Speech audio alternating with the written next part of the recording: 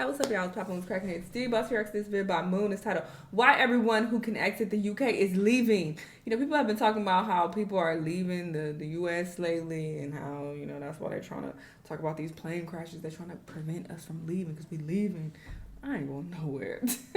I would never want to live in another country personally, but that's just me. But yeah, apparently people are fleeing in other countries too, in other parts of the world. So let's hear what he has to say about why people are leaving the UK. Let's watch. It's not hard to see the modern UK as a country in decline. Societal sicknesses like alcoholism have gotten worse, with the amount of people in treatment more than doubling over the past 2 decades. Public services like healthcare and transportation have fallen apart, along with people's trust in them. Towns and villages which existed for centuries are now being abandoned, with most of their residents leaving in the hope of building a better life elsewhere. In fact, the whole country is seeing an exodus of its most economically valuable citizens. Both the rich and the young are leaving the country in ever-increasing numbers, seeing greater opportunities abroad than at home. So let's explore the decay of modern Britain and find out how things got so bad for what was such a prosperous and hopeful nation. Tackling a country's biggest problems is in itself a massive question. With the UK having so many problems of such huge proportions, it's hard to know where to start. Now, we could go through some nationwide statistics. For example, take the fact that over 2.5 million people had to wait over 3 weeks just for a doctor's appointment in February 2024. While that is true, and it does tell you how overstretched the UK's public services have become, that's all it really does. To really visualize the level of degradation and get an idea of how the UK is changing. That's crazy. My foot could fall off by then. People talk shit about our healthcare system, and it does have a lot of problems. But yeah, if I call my doctor's office, I get an appointment that same week. Sometimes the next week if it's a busy week. But I've never had to wait too long. I have Kaiser, which I think is pretty good.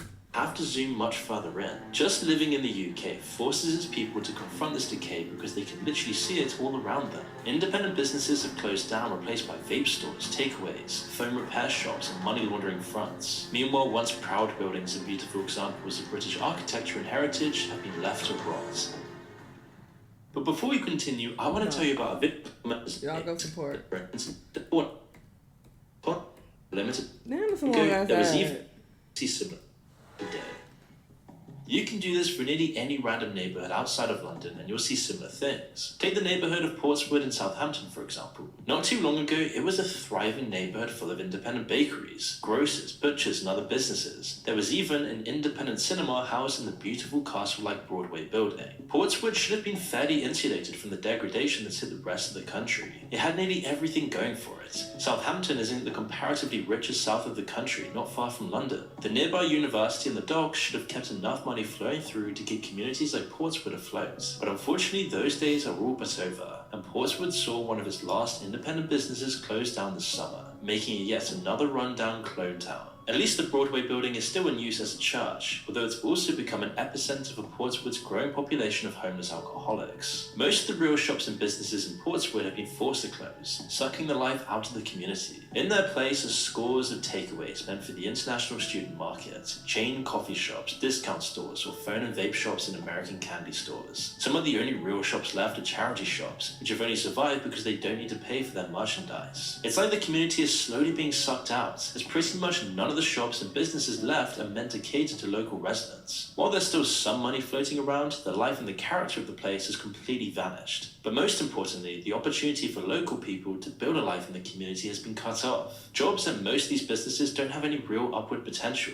Even if you become the manager of the store, you'll only be making a few pounds more per hour than minimum wage. It's barely enough to survive on, let alone build a life with. Even these kinds of jobs are in short supply, as it often takes people months or years to find any work. Compare it to inheriting a family operation or starting your own independent business, and it's night and day. There just isn't room in local UK economies for that anymore. Even in the richest parts of the country, leaving town centres completely abandoned and looking the same as every single one across the country. And because there's no longer any incentivization to build a business in these towns, nobody has any reason to actually go into these town centres anymore. Instead of changing this and updating with the times, to still have a community feeling in the town centres, they've just been completely abandoned. And unfortunately, this bleak reality is actually the best case scenario for most British towns and cities. If you travel north rather than south from London, things start to get even worse. The majority of British towns relied on industry rather than education or to fund their economies. And when all the factories and mines closed down in the 70s and 80s, whole cities had their lifelines cut. Like a car that's running out of fuel, these towns didn't crash, they just slowly rolled rolled to a stop. The reasons behind this are all well documented. The people going through it at the time knew what was happening. Simply put, developed economies shifted from industry and manufacturing towards finance, education, and technology.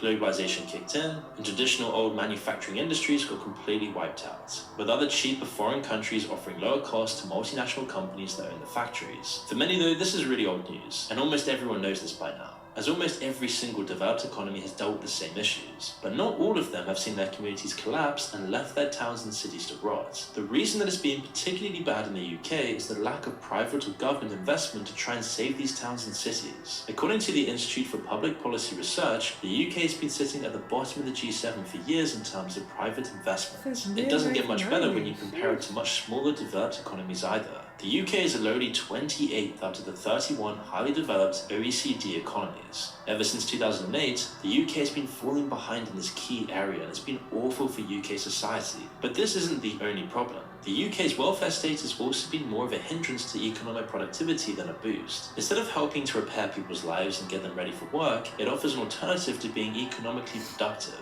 Now, especially in areas left behind by Britain's new London-centric economy, long-term unemployment is at an all-time high. The number of people who are economically inactive because of long-term sickness has reached yet another record high. Many of these people are claiming benefits from the government to stay afloat, and it's inevitable that some of these people are gaming the system.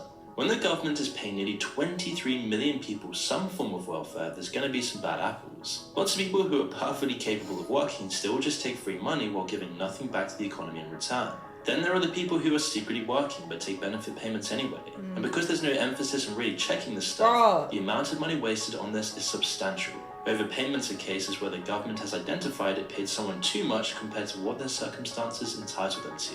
In 2023, the figure was nearly £10 billion, the majority of which was due to benefit fraud rather than government errors. Which of course is a huge problem, but even that amount of money only made up under 4% of the total amount of welfare payments. Catching these people is a game of cat and mouse that's been going on ever since the system was created. The real problem lies with the actual effectiveness of government welfare.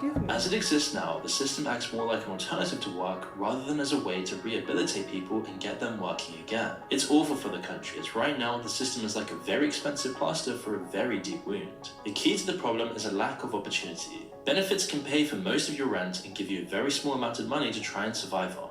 But it's rarely enough to let people improve their situations. Surrounded by crime, poverty, and a decaying town centre, without any real job prospects, people fall into the benefits trap. The debts pile up and they then get stuck in their situation. When the factories, mines, and other industrial plants nearly all closed down, it took away the biggest source of income for towns like Yeovil. All the money flowing into the town dried up and it suffered because of it. It's a story you'll see over and over again all across the country. But what's really put the nails in the coffin in the past 2 decades is the shift to online shopping and commerce. Even without the big factories, lots of towns could still get by for a little while. But online shopping took one of the last revenue streams away from local businesses. And without any incentivization to adapt, town centres are just completely barren. The UK economy hasn't really updated to the modern times, especially in town centres, leaving it just barren and empty as we've already discussed before. And then the lockdowns hit, and this was the final nail in the coffin for lots of shops as well, meaning all the revenue started to dry up, but the rent still needed paying.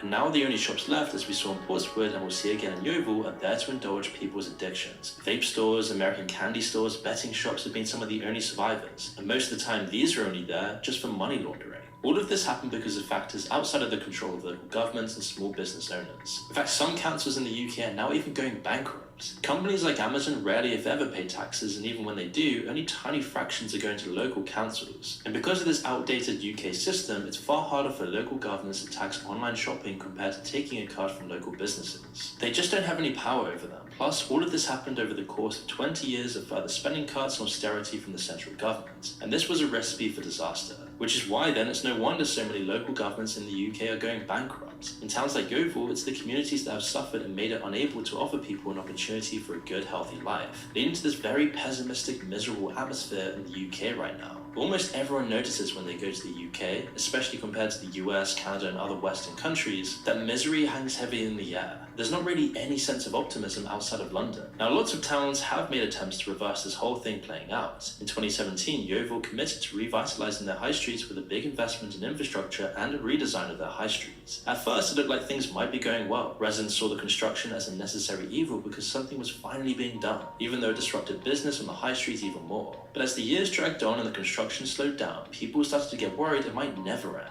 And when the lockdown hit and everybody was forced inside, all shops forced to close down, and government debt racking up, things only got so much worse. Plans were delayed, and all the businesses that were still open got hit even harder. Which is why the UK is one of the only countries that never really recovered like other Western countries from COVID. And just as this was clearing up, the contractor behind the construction work suddenly fell into administration and got liquidated. The whole plan got delayed yet again while Yeovil's council looked for someone else to take it over. Years and years after the plans were set in motion, they still haven't finished. There's still half-finished construction work all over Yeovil's high street. Drunkenness, violence and disorderly behaviour have also hit a new high, with Yeovil's police department saying they're aware of the increase in homelessness and crime. And while it might seem like a story of rampant incompetence and extreme poverty, this kind of situation has unfortunately become all too common in the UK. Conditions like this break people down, and they almost guarantee that people brought up in them won't have a good chance at building a good life. We've already talked about how awful things like the job market are for young people. Millions of ghost job listings that never get filled, AI application rejection systems, and a general apathy on the part of companies made sure of that. So even coming from a middle-class background is tough. Even if you've had a good childhood and a decent education, that's no longer a guarantee for success. Most people in the UK don't have that anymore anyway. The poverty we've seen take hold of the UK has created problems like rampant crime, substance abuse issues, and internalized trauma. Things that can take people years to come to terms with if they ever do at all. It takes on an almost superhuman level of discipline and hard work to climb out of this world if you're born into it. All it takes is watching Boredom Bankrupt's video of Soho Road in Birmingham to see the deepest depths of this poverty. The worse people's conditions are, the less they care about where they live. Well, sometimes at night it's dangerous. Dangerous in what way? Like with there's drunk people and stuff. Everything's abandoned, but imagine living in this house, say. Like Vandos. To all intents and purposes, a normal house, maybe with just a regular family working jobs. But next to them, or surrounding them, are all these abandoned houses. It makes places magnets for crime, from littering and substance abuse, all the way up to the worst of offences. Government efforts to clean up these places and make them halfway livable fall short. It's an uphill battle. The negative culture proves hard to get rid of once it's taken hold. It also brings us to the elephant in the room of immigration. Everything we've talked about so far could have happened and most likely would have happened even without immigration. People are just people wherever you go and they're products of the world around them. But even without factoring in any kind of prejudice, the massive levels of immigration into the UK have been a big factor in this decline. We have institutions in place to deal with these problems, but they've been completely overstretched by the sheer volume of people in need of help. Even with the left-wing culture of silence over this issue, it's gotten too obvious to ignore for at least some liberal-minded people.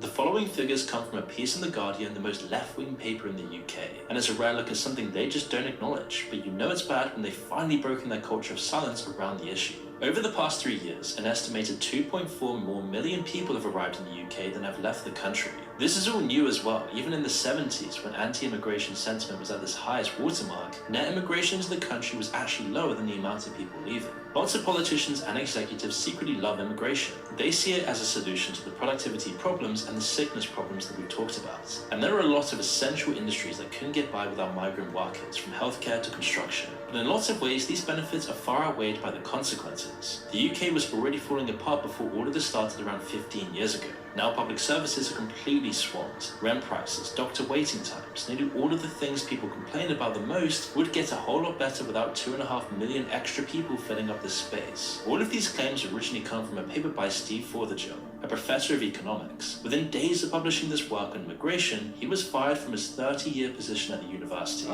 This is just the beginning, but it will go on for years and years before this is actually confronted properly. And the end result, as we've mentioned before, is a lack of opportunity for everyone in the UK. And with the UK economy entering into a second month of decline in a row, nearly everyone who can manage it is leaving for greener pastures. One more month of shrinkage and it's officially going to be another recession. One of the most significant groups on the way out are young people. People who have the time and the ambition to build a good life for themselves. Today, over 30% of 18 to 24-year-olds are seriously considering leaving the country. It isn't a light decision. Most people are so disillusioned and cynical about the UK's prospects that they're willing to leave their families behind. It's terrifying for the people who either can't leave or don't want to. If they're young as well, it leaves them having to support a country where a massive proportion of people aren't working. The UK's aging population means that it's only going to get harder for young people going forward.